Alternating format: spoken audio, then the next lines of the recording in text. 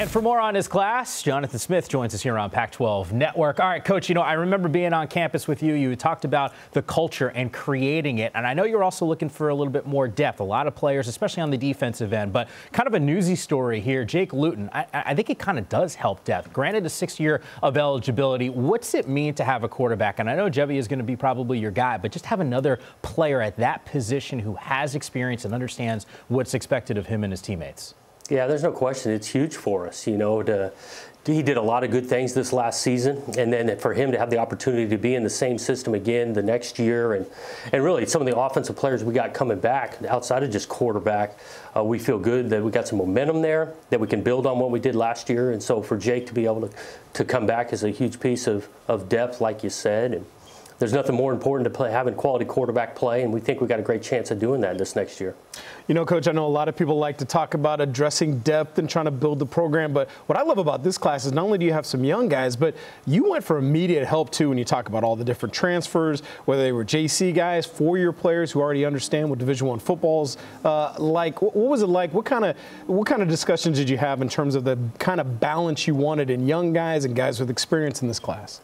You know, we had a ton of discussion on it as we got early into the season. What we have some immediate needs, and how are we going to get those filled, but get them filled without sacrificing the long-term approach of building this program the right way. And so I think we knocked it out of the park in regards to a lot of the majority of guys that are transferring. I think they'll fill some needs and have opportunity to play right away, but they still got a lot of eligibility left. It's not like a bunch of guys just 1 or 2 years.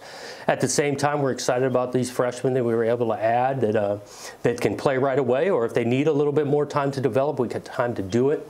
And so our approach, I appreciate the efforts of our assistant coaches sticking to the plan, and what we were able to land, we're excited about. Speaking of the creativity on your roster, I love a defensive lineman, James Rawls. You clearly know the family really well. Lee played with you back in the day. What was that process like for you to know a family member of somebody who's now going to be a junior college transfer, and he might have an instant impact in your program?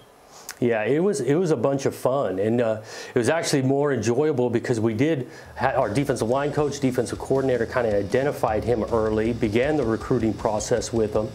And then throughout the first couple of weeks, we came to realize that we had all these ties of his uncle playing here and then the family. And unbelievable home visit, great time with that. The largest crew I've been around. I think we had 17, 18 people in the house. And then they came up on a visit, and that was a blast. But we do feel like James helps us. I think he can wreak havoc in the backfield. He's got 3 years to be able to help us to build the program, but also help us in the immediate. Coach, the top tight end, I think, in the entire Pac-12 conference this year is Luke Musgrave. He's a guy you identified really early. I mean, he was 185 only a couple years ago. Now he's over 210 pounds. How do you identify somebody like that? And then how do you hang on to him? Because it wasn't long before the country came calling for your tight end.